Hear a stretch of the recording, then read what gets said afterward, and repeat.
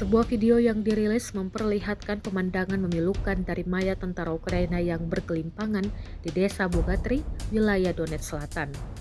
Rekamannya diunggah di Telegram pada Rabu 16 April 2025. Peristiwa ini terjadi setelah unit batalion penyerangan terpisah ke-139 Rusia mengklaim berhasil merebut benteng pertahanan milik Ukraina di wilayah tersebut. Dalam serangan yang terjadi sebelumnya, sejumlah tentara Ukraina dilaporkan tewas saat pasukan Rusia menggempur dan mengambil alih posisi strategis di desa tersebut. Rekaman yang beredar menunjukkan medan yang dipenuhi puing-puing dan jenazah para prajurit yang gugur dalam pertempuran.